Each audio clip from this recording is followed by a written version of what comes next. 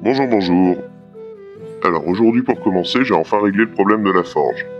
Elle s'emballait régulièrement et mis à part le côté gênant dans le travail, puisque j'étais obligé de l'éteindre et de la laisser refroidir un moment avant de pouvoir la rallumer, c'était aussi plutôt dangereux d'avoir un appareil au gaz qui fonctionne mal. Finalement, après avoir mis au point la bonne utilisation de la forge avec le fournisseur, le problème était toujours là. J'ai fini ma première bouteille de gaz au bout de 2 jours et demi de travail et en la faisant tourner au ralenti. Je l'avais pris chez Leclerc, c'est la marque Clair Gaz. Je l'ai choisi pour le prix, sûrement comme tous ceux qui se fournissent chez eux. Du coup, j'ai fouiné un peu sur internet pour voir ce que les gens y peuvent en dire, et je peux vous dire que c'était pas glorieux. Problème à l'allumage des appareils, forte odeur de gaz, mauvaise combustion, surconsommation. Je passe sur les problèmes et les dangers que ça peut engendrer. Du coup, je décide de changer et d'en prendre chez Butagaz, plus cher, mais au moins je suis confiant sur la qualité. En testant ça, je constate sans aucun étonnement que la forge tourne parfaitement à plein régime et qu'en plus, la bouteille dure une journée de plus en tirant à fond dessus. Donc au final, Clairgaz, c'est moins cher, mais ça coûte plus cher.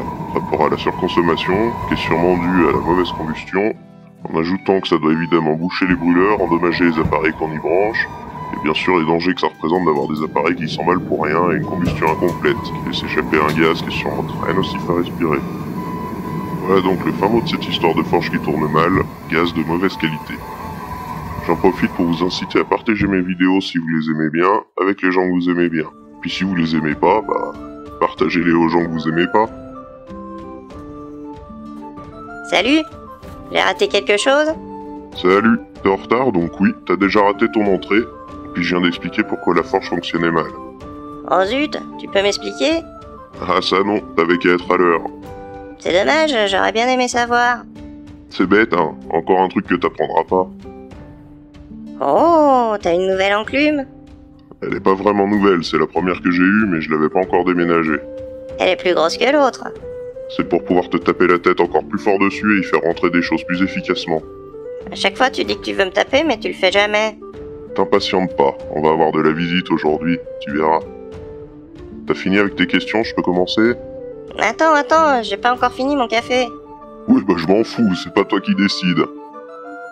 Aujourd'hui on va commencer notre premier pic à feu pour pouvoir pousser ou tirer les bûches dans une cheminée, ou alors brasser des braises dans un barbecue, chacun fait ce qu'il veut.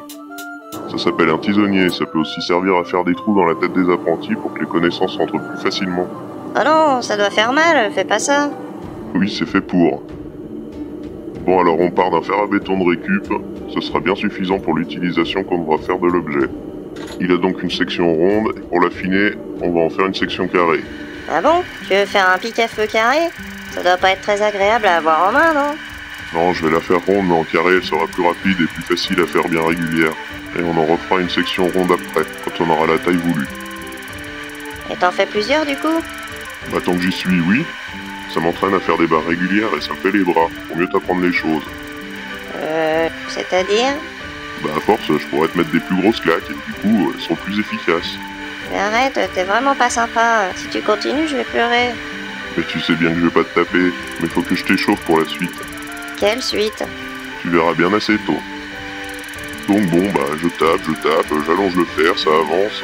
J'en ai déjà fait plusieurs le temps que tu dises des conneries. Mais c'est pas vrai, c'est toi qu'on dit. C'est pas faux, mais c'est ta faute. Pourquoi? J'ai rien fait.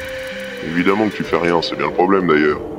D'accord, mais c'est pas moi qui dis des conneries. Ça n'empêche pas que c'est de ta faute, c'est toujours la faute de l'apprenti, c'est une règle importante dans tous les métiers, un ordre des choses ancestrales. Allez, fais pas cette tête, tu vas être content, regarde, j'ai mis une horloge. Et alors? Alors c'est l'heure de la gamelle, tu vas pouvoir aller manger tes croquettes. Super, à tout à l'heure. Ouais, c'est ça, à tout à l'heure.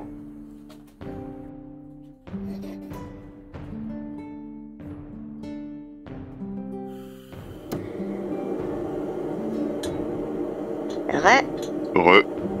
Déjà au boulot? Si je t'attendais, on n'avancera jamais. J'ai tiré 4 barres ce matin et là j'attaque la 5ème avec un peu plus d'assurance, donc ça devrait aller plus vite.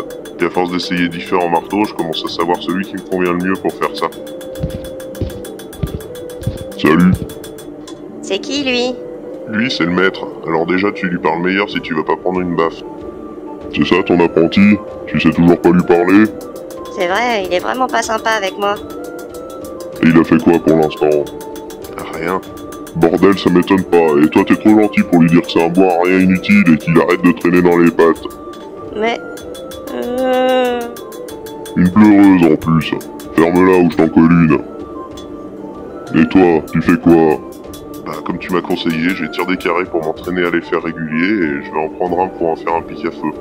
Pratique pour faire des trous dans la tête d'apprenti pleureuse, ça. Bonne idée. Et c'est comme ça que tu fais? Bah ouais, je tape. Pourquoi? Y a quelque chose à dire? Mais pour les couteaux, tu disais qu'il suffisait pas de taper, non? Elle a raison, la pleureuse. Mais ça suffit, je suis pas une pleureuse. Tiens, attrape ça. Aïe. Bon, et toi, tu réfléchis pas quand tu tapes? Bah, je fais comme toi avec l'apprenti, je tape sans réfléchir. Ouais, mais sur les apprentis, c'est pas pareil. C'est pour leur apprendre.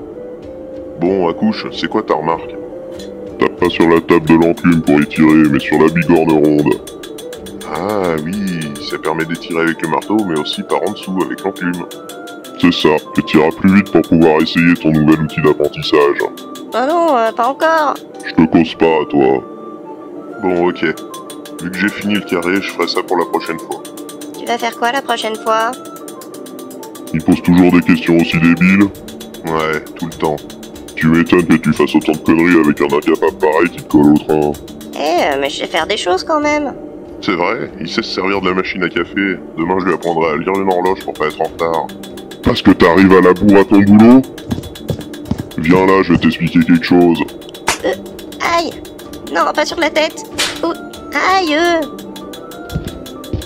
Tu lui as expliqué quoi? À prendre des coups, tu veux que je te montre? Oh là, fais gaffe à ton crâne, c'est moi qui ai le marteau. Ah oui, c'est vrai. Tu crois qu'il a compris? Bah il a l'air, ça se voit pas. Ouais, si tu le dis. Allez, moi je me casse, ciao les débiles. Salut maître, au plaisir. Plaisir, pas pour moi. Hein. T'as besoin que je t'explique le respect des anciens? Non, ça ira. Désolé, maître. Alors, il est sympa, non? Non, j'ai pas trouvé. Il est méchant et il tape fort. C'est parce qu'il est ferronnier depuis déjà 2 décennies. Il s'est beaucoup entraîné. D'ailleurs, il tapait sur les gens tout petit déjà. Mais l'important c'est qu'on apprend des choses avec lui. En tout cas, sur la forme. Je lui demanderai pas des conseils sur la joaillerie, ni sur la diplomatie. Il sait pas faire des bijoux? Non, il a pas la patience et il est pas très fin. Pour taper, il est rapide et précis, hein. Ça c'est sûr, il t'a pas raté. Mais ça aide pas pour les bijoux, et pour la diplomatie non plus. Bon, c'est pas tout ça, mais t'as raté pas mal de choses depuis tout à l'heure. T'es pas très assidu, je trouve. Désolé, j'étais occupé à apprendre la ponctualité avec le maître. Comme quoi, il a une méthode qui montre certains signes d'efficacité. J'ai quand même une préférence pour la tienne. Oui, je comprends. Mais reste sur tes gardes, il vient pas souvent, mais on sait jamais quand. Ok. Bon, ça va? T'es de nouveau là? Alors tu vois, j'ai arrondi ma section, il y a un moment déjà. Toi tu disais courtoisement au revoir au maître. Ah ouais, très drôle. Et là, tu formes le pic?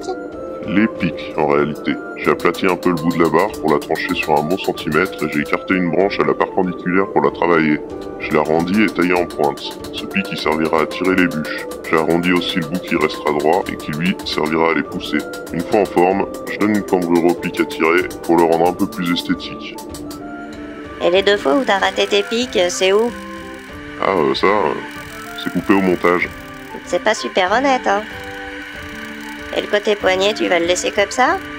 Bien sûr que non. Je fais un premier débattement pour que la boucle que je ferai après se place au centre de l'axe du pic. Ensuite, j'attaque mon arrondi pour la boucle. Je l'aurais bien fait ovale, tiens. Ah oui, ça aurait été sympa pour la prise en main. Bah ouais, mais du coup, c'est trop tard. Fallait que je prévoie avant. Tant pis.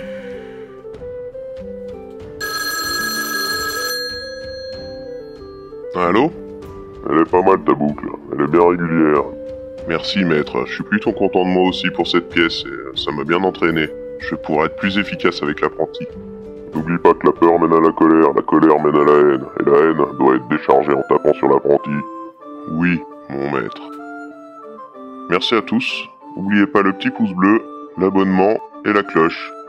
Ciao à plus.